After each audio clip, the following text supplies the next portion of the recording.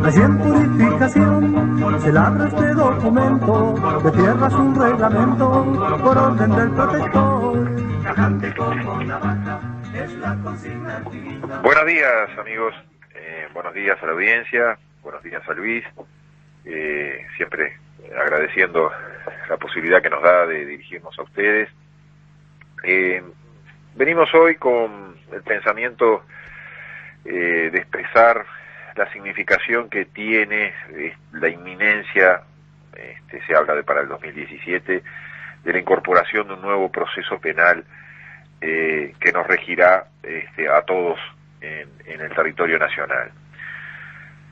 Esto parte de un intento por estudiar esta nueva forma de proceso que se pretende imponer en el Uruguay, que es implantada, extraída desde afuera, tiene un origen foráneo plenamente reconocido, lo hemos dicho más de una vez y nunca se nos ha de alguna manera refutado esta argumentación. Estamos viviendo la imposición de un proceso penal por obra del Departamento de Estado de Estados Unidos, proceso penal que ha sido impuesto en prácticamente casi todos los países de Centroamérica y de América Latina. El Uruguay es de los pocos que no ha modificado su estructura procesal penal. Con la significación que tiene esto, yo soy de los que creo que después de la Constitución, el Código del Proceso Penal, que tiene todo país, es la norma más importante. ¿Por qué? Y porque es donde se juegan nada menos que los derechos más significativos de todas las personas, el derecho a la libertad en primer lugar, pero junto con el derecho a la libertad muchas veces el derecho a la vida, el derecho a la salud, el derecho, inclusive el derecho a la propiedad, el derecho al honor. Todos estos derechos entran en juego cuando uno tiene que ir a un juzgado penal, cuando uno es aprehendido en una comisaría, cuando uno es puesto a disposición de la justicia penal para que decidan la suerte, en tanto se entiende que existe una presunción o existe una idea de que uno ha cometido un delito. A partir de allí, todos esos derechos están en juego. Y alguien podrá decir, bueno, pero qué exagerado decir que está en juego el derecho a la vida. Bueno, si nosotros nos remitimos a la circunstancia final de que una persona sea privada de libertad, y que sea privada de libertad en alguno de los centros de reclusión que tiene el Uruguay, fácilmente comprenderá que el derecho a la vida también está en juego cuando hacemos referencia a esas formas, a esos procedimientos establecidos en la ley para juzgar si una persona ha incurrido en una conducta delictiva o no. Se habla mucho, hay mucha teoría, se dice que vamos a ir a un proceso más garantista. Mi propósito esta tarde es demostrarlo en estos minutos a grandes trazos de que es todo lo contrario. Y incluso se menosprecia el proceso penal que tenemos actualmente porque se dice que el juez tenga la potestad de instruir, que el juez tenga la potestad de investigar, es una reminiscencia a la Edad Media, es una reminiscencia a la Inquisición, que en efecto nosotros tenemos, sí, un proceso inicialmente inquisitivo que comienza con una etapa donde el juez tiene amplias facultades de instrucción, pero también es cierto que nuestro proceso es un proceso mixto, ya que su segunda etapa es una etapa acusatoria donde quien tiene que asumir la carga de promover una acción penal es el fiscal, en lo que se llama el juicio criminal, la Constitución llama el juicio criminal y la ley llama el plenario. Y ya que se habla en estos términos, ya que se dice de que nosotros tenemos reminiscencias de procesos de la Edad Media y que es un proceso inquisitivo, que no ofrece garantías en la medida que es el juez quien investiga y quien intenta acercarse a la verdad en esa etapa inicial, vale la pena recordar lo que pasaba en la Edad Media, y no se me ha ocurrido mejor caso que recordar lo que le pasó a Juana de Arco. Cuando Juana de Arco cedió ante una promesa de indulgencia que la corte, que los jueces le ofrecían en aquel momento, ella demostró que hasta los santos, como se dice, son a veces incapaces de resistir a las presiones en la negociación del reconocimiento de la culpabilidad. Ella reconoció la culpabilidad sometida a tortura. Allí reconoció su culpabilidad, no obstante, luego tuvo el valor de retractarse de esa confesión y su destino fue morir en el martirio, morir quemada en la hoguera. Eso que es realmente el proceso inquisitivo de la Edad Media, es lo que hoy se nos anuncia que se pretende suprimir en la medida que ya no van a ser los jueces quienes investiguen, sino que van a ser los fiscales.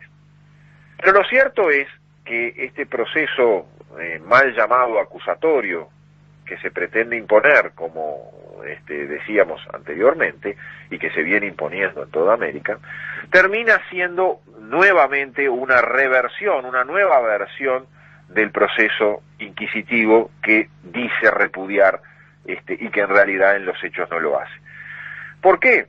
Porque el proceso se va a desarrollar en un ámbito netamente administrativo. Hoy no vamos a tener esa etapa inicial de averiguación, de intento de acercamiento al conocimiento de lo que realmente pasó respecto de un hecho delictual.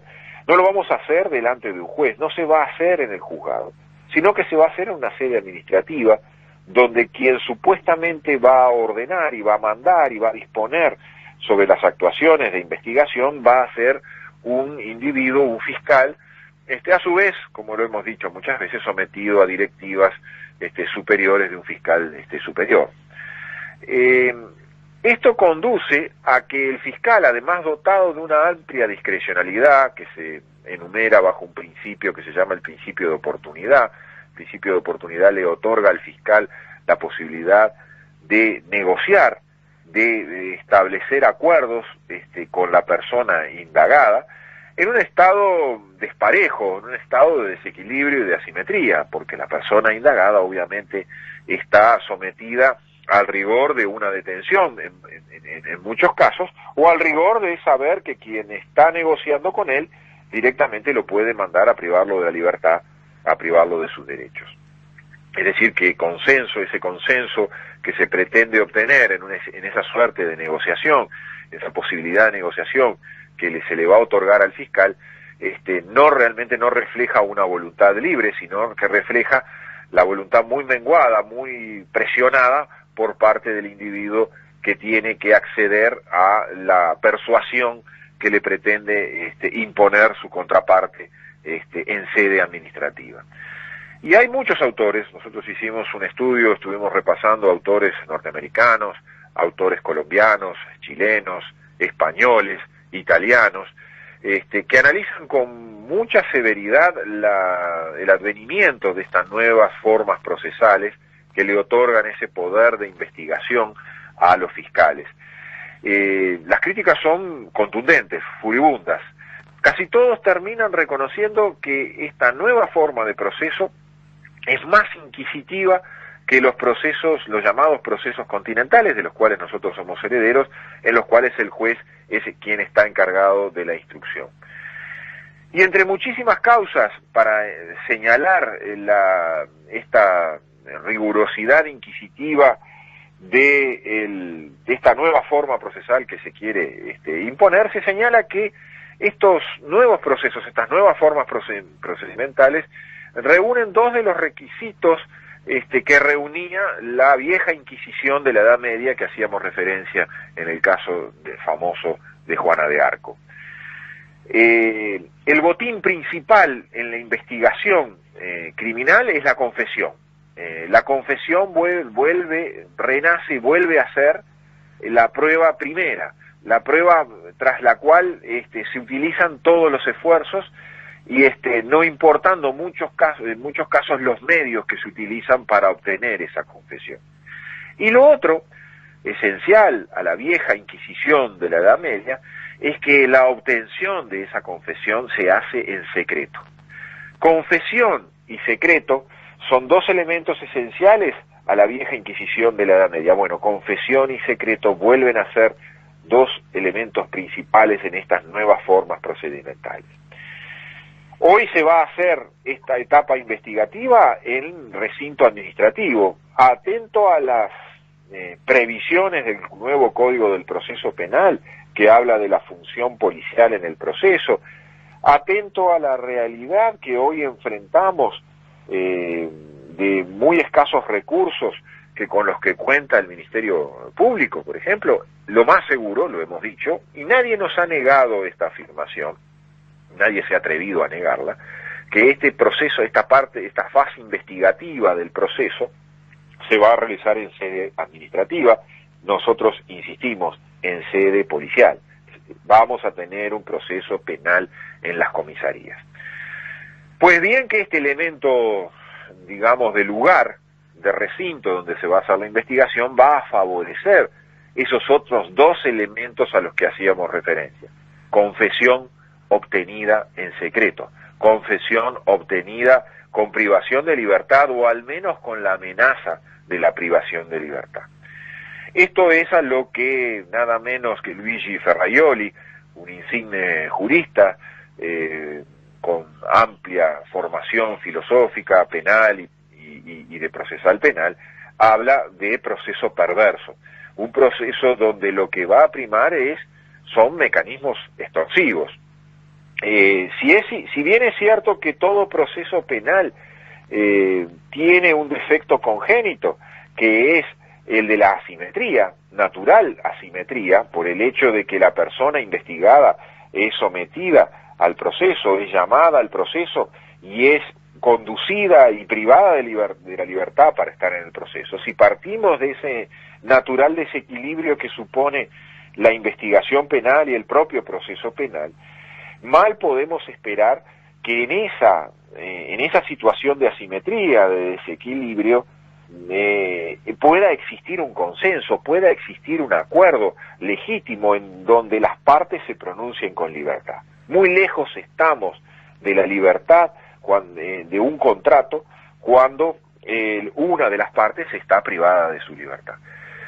Sin embargo, quienes propulsan esta nueva forma de justicia que supone realizar acuerdos en el interior de una comisaría privado de la libertad, hablan en efecto de que estamos ante un fenómeno de justicia contratada, en el cual de alguna manera lo que va a primar es una suerte de intercambio mercantil, donde se va a intercambiar prueba por pena.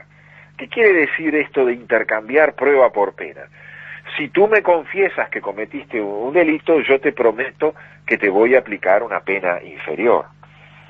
Ese es el intercambio indudablemente perverso que habilitan estas nuevas formas procesales.